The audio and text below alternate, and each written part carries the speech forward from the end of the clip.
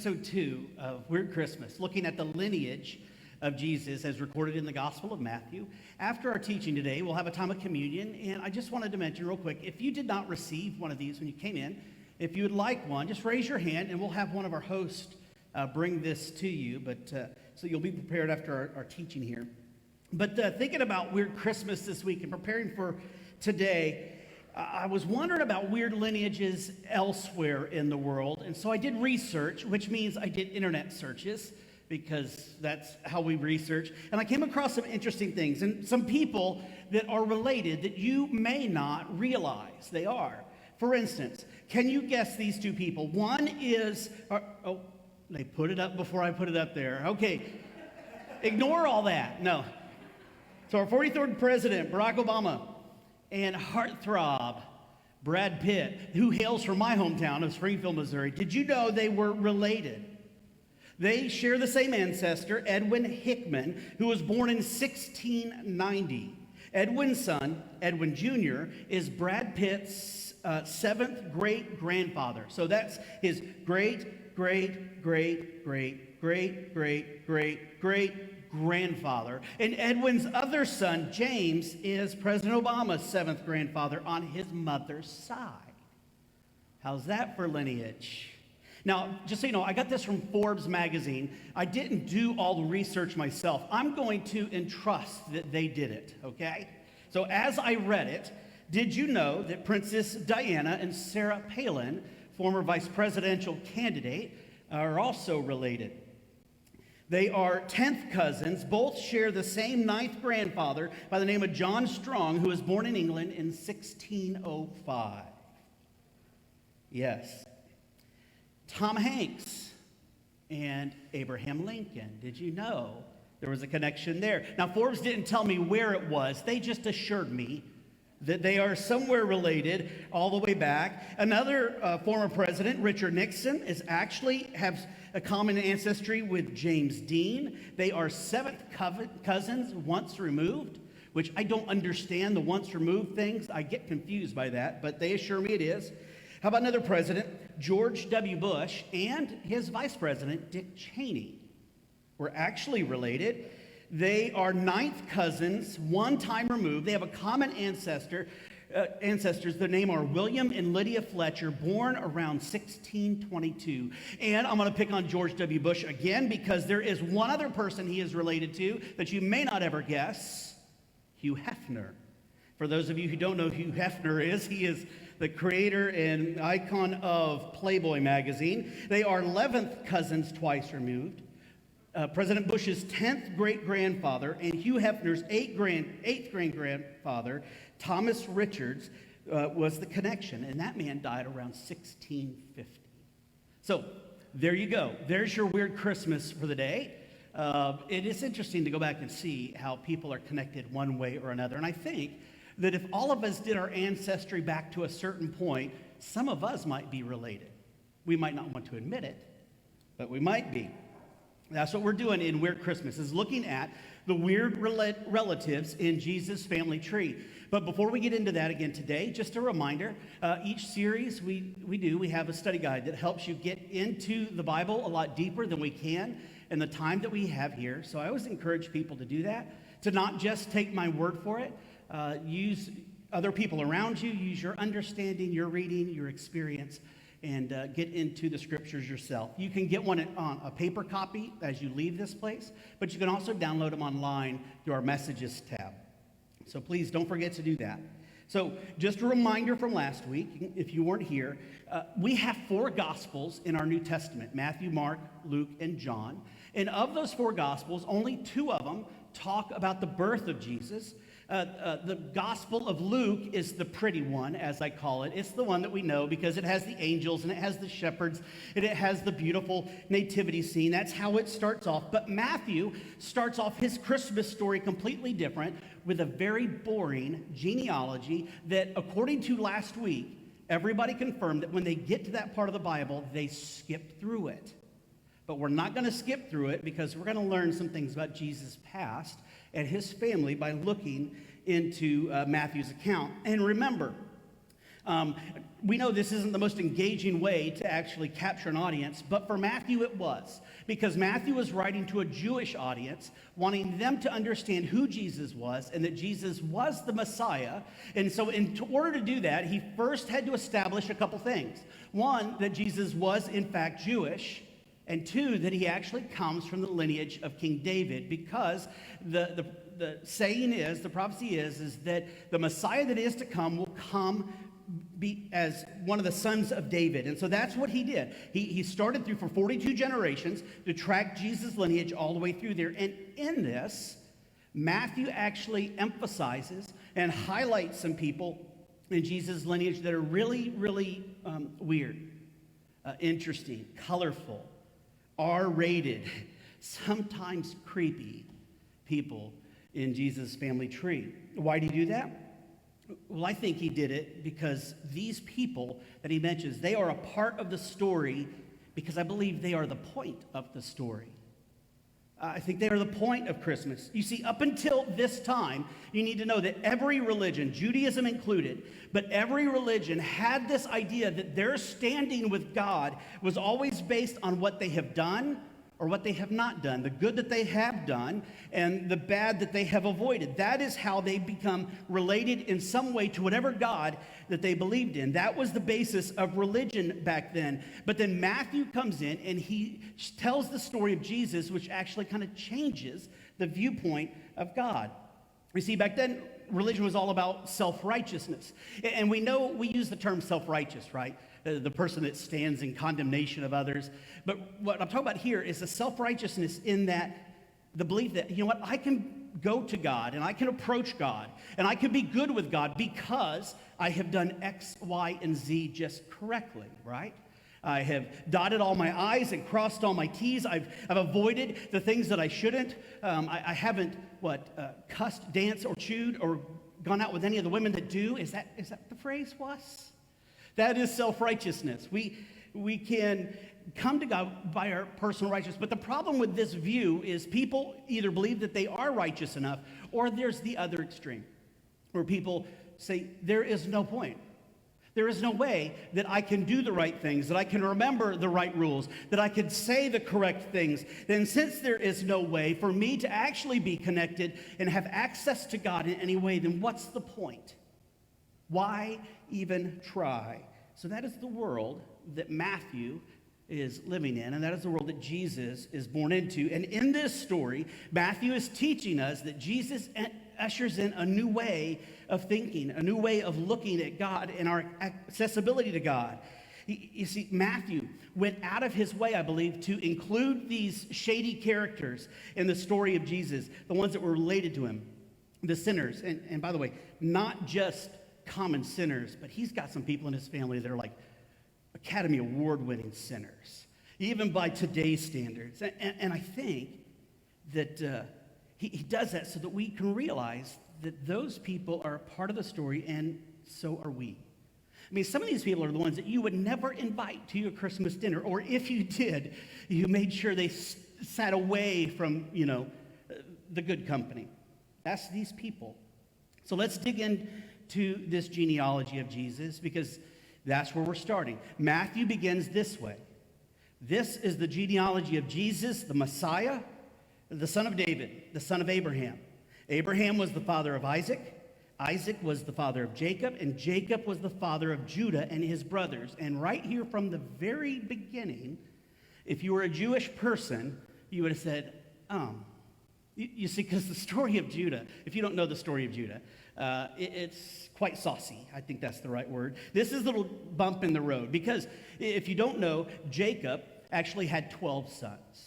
And his favorite son was a son by the name of Joseph, which you may know the story of Joseph a little bit. He had the Technicolor dream coat, I think, in the musical. But Judah was one of the sons. Joseph was the favorite. And what happened in that story was that all the other brothers were jealous of Joseph, including Judah. They hatched a plan that inevitably had their younger brother Joseph sold into slavery. They got sick of him. They didn't want him around. They sold him. And then after they sold him, they went back to mom and dad, and they lied about what happened, trying to convince them that he was dead. And year after year, they lived that lie. Year after year, when a birthday or something like that would come up around Joseph, mom and dad would grieve year after year, and Judah was all a part of this deception. Now, long story short, Joseph, was sold into slavery. He overcomes that. He then overcomes being falsely accused of rape, and it was in prison for 10 years. He ends up being what we would call the equivalent of like a prime minister there in Egypt, and saved millions and millions of lives. I mean, Joseph was a man of character. Joseph lived a life worth emulating, a man of integrity and justice and honor. And you would think that if God was going to have his son come into the world, he would do it through a man like Joseph, wouldn't you? But he didn't. He chose Judah. Judah, the one who lied, the one who perpetuated it, the one who sold his own brother into slavery, is the one that God chose to be in the family line of Jesus. When you get into this next verse, it actually then continues on, and it says something like this, that Judah was the father of Perez and Zerah, and their mother was Tamar. And so let's get into that story. You see, for Judah, it's not just about selling his brother and lying and all of that. His story actually, believe it or not, it gets worse. In fact, this is better than any soap opera that's out there. This is great stuff. After selling his brother into slavery, Judah gets married. He goes on with his life. He's a shepherd. He eventually gets married. He has a bunch of kids. In fact, 3 of his kids were boys. When his oldest boy was old enough to be married, Judah marries him off to a woman named Tamar. But before Tamar and his son could actually have children, the boy dies. And by Jewish customs back then, if they die without having children to keep the lineage going, it was the right or the responsibility of the husband's father to actually have another son, if there was, to then wed the widow so that the family lineage could continue on. And so what happened then is the next son stepped up and married Tamar to try to start a family. The second son then dies without any kids, which means the family is obligated once again to continue to take care of Tamar. Now, you need to understand that in those times, women were looked down upon. They were basically property. And for them in their society, if you were not married, there was very little you can actually do. So the promise to actually give you another husband, which gives you a family and a family line, gives you protection, it gives you status, it gives you future. And that's what they are having to do for Tamar. But Judah says this. He says, okay, I will let you marry my other son, but he is too young at the moment. And so tomorrow, here's what I want you to do. I want you to go back to your home of origin. Go back to your family. And when my other son is old enough, I will send for you, and you will marry him. And so she leaves and goes to her family. But Judah is still, just so you know, legally obligated to care for her, to provide for her. It was expected for him to do so. He had promised to do this. So Tamar takes the status of a grieving widow. She goes back to her family to try to survive as best she can, understanding that most of her provisions in life should come from Judah's family. If they don't, she'll just be an outcast, and there's very little for outcasts to do. Well, consistent with Judah's character, he abandons her. He ignores her. Years go by, and she is becoming someone who all of a sudden can't provide for herself. So she's in this category that makes her vulnerable. Without a husband, she's at risk for having nothing. And when you have nothing, there's only dark ways that you can do to make a living for a woman back then. So Tamar gets word that Judah, her father-in-law, is about to come to the town where she's at, and she devises this plan. And when a lot of people read this, especially when you read this from a patriarchal mindset, we start to condemn Tamar for what she does. So I'm going to let you go there, but then I'm going to pull us back and tell us how what she does is actually honorable. You see, she hears that Judah is going to be arriving, and so what she does is she disguises herself, and she dresses up like a prostitute.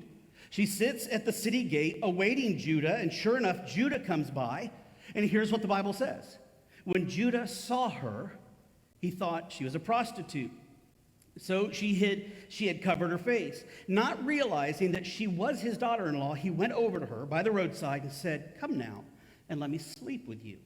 And often we think, oh, Tamar is so horrible. I mean, what about this guy, right?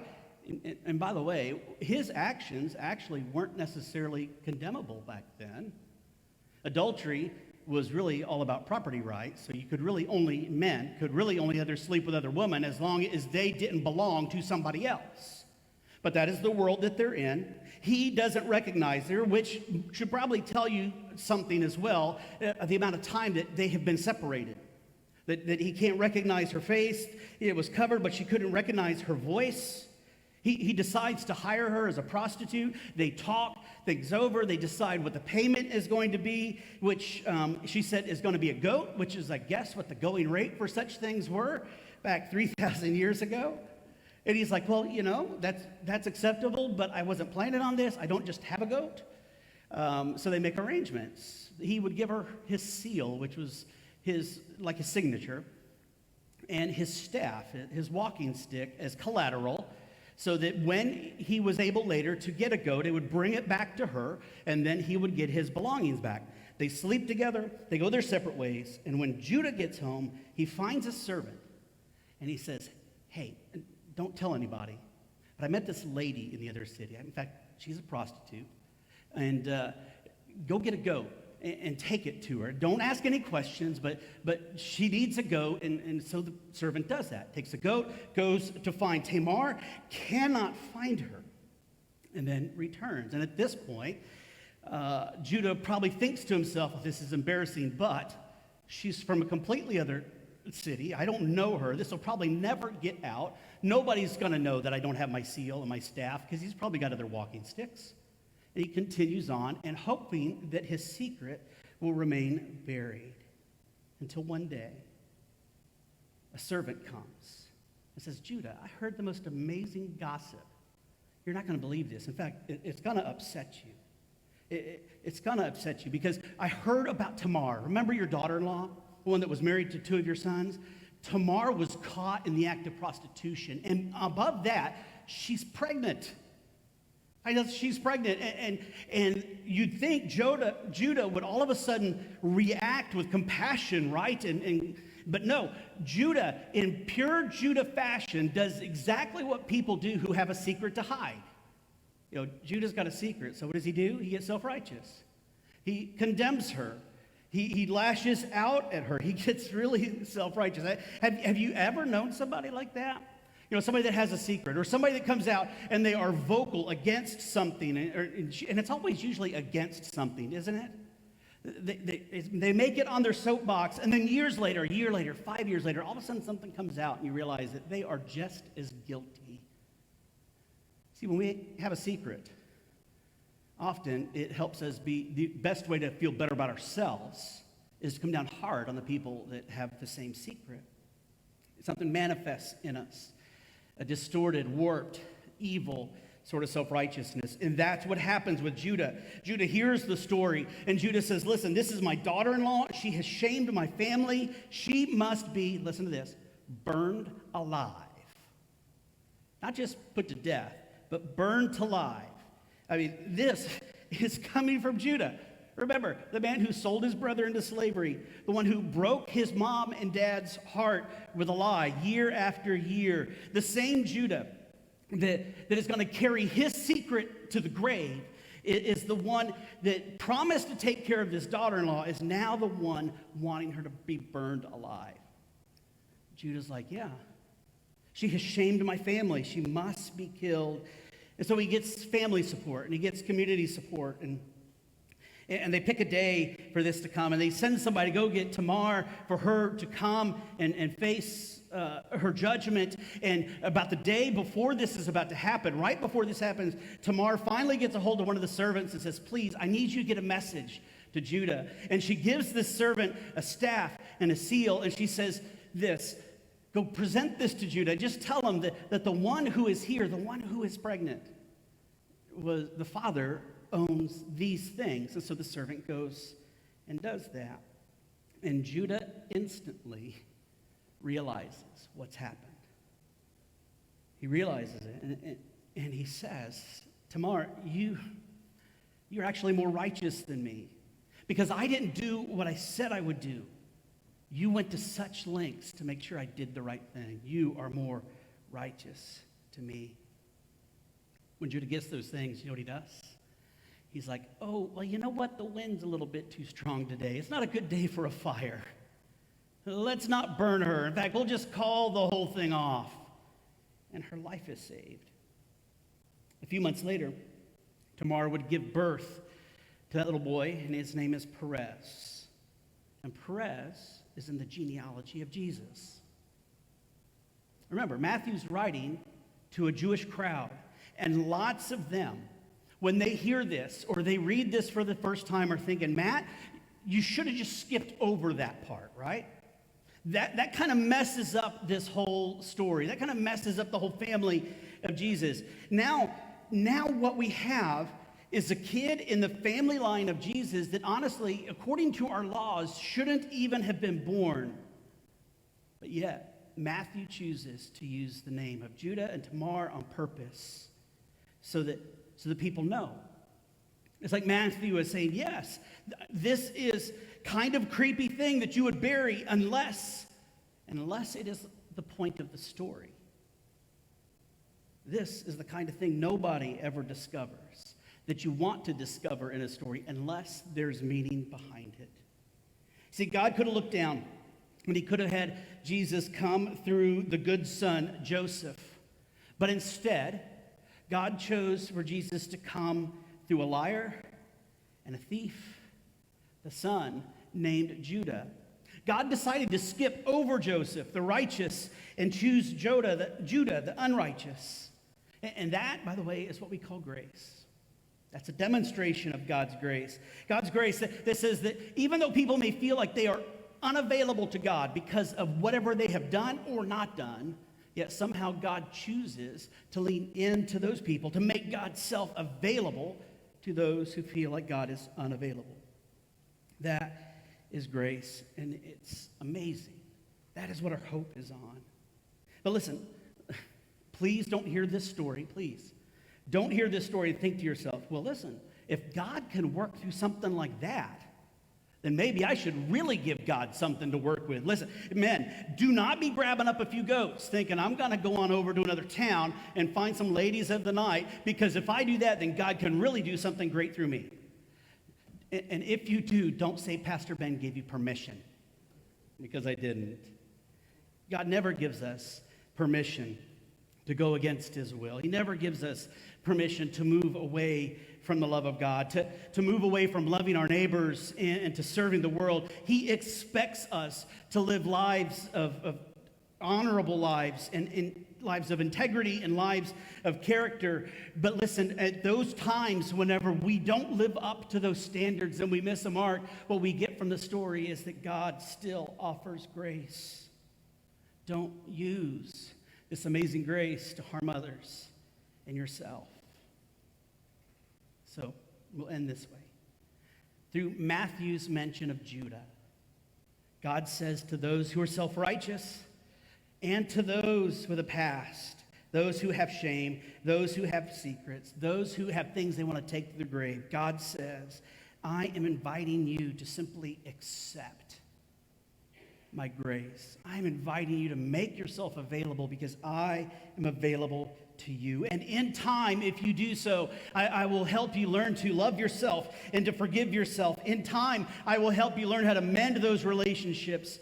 But I don't want you to harm yourself anymore. You are within your rights to be with me because I chose to be with you. Jesus didn't just come from sinners or for sinners. He came from sinners. You are the point of Christmas. Did you know that? I am the point of Christmas. For me, where I'm going to stand when it comes to all of this, I'm going to stand with Judah. I'm going to stand on grace. I'm going to stand on the hope that what God did then, God continues to do now. And I hope you do too. And for today, that is the good, weird news of Christmas. In the name of the Father, Son, and Holy Spirit. Amen. Pray with me.